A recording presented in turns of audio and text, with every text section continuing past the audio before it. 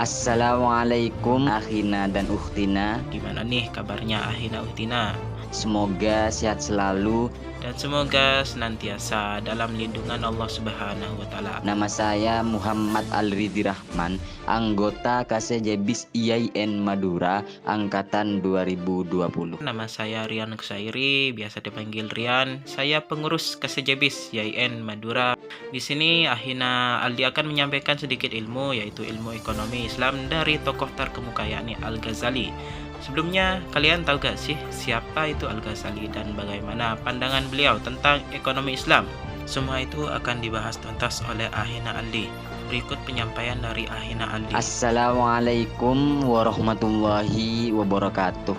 Abu Hamid Muhammad bin Muhammad Al-Ghazali At-Tusi Asy-Syafi'i adalah seorang filsuf dan teolog Muslim Persia yang dikenal sebagai seorang ulama, pemikir, teolog, ahli hukum, ahli tasawuf sekaligus ahli filsafat Islam terkemuka yang bahkan diakui dunia barat sebagai intelektual multidimensi. Dalam bahasan ekonomi Al-Ghazali dapat dikelompokkan menjadi pertukaran sukarela dan evolusi pasar, produksi, barter dan evolusi uang, serta peranan negara dan keuangan publik.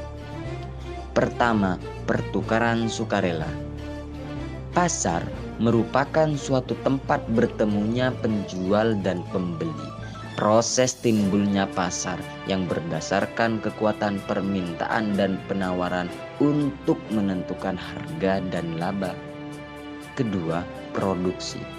Ghazali memfokuskan kegiatan ekonominya pada jenis aktivitas yang sesuai dengan dasar-dasar ekonomi Islam terkait produksi barang-barang kebutuhan dasar sebagai kewajiban sosial. Ketiga, barter dan evaluasi uang.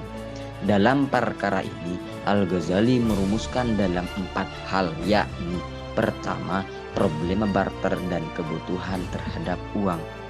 Pertukaran barter menjadi tidak efisien karena adanya perbedaan karakteristik barang-barang, uang yang tidak bermanfaat, dan penimbunan bertentangan dengan hukum ilahi.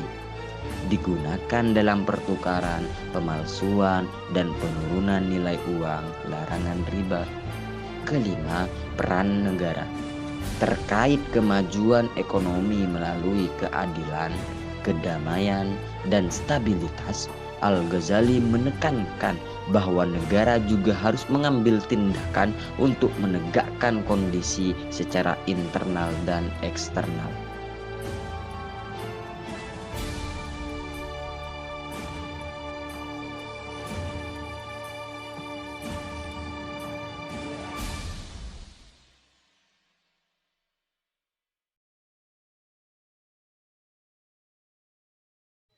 Mungkin itu saja yang bisa Ahina Aldi sampaikan. Terima kasih karena sudah mau ngobrol pintar bersama kami. Jika ada pertanyaan, silahkan tinggalkan pertanyaan di kolom komentar. Kurang lebihnya mohon maaf. Assalamualaikum warahmatullahi wabarakatuh.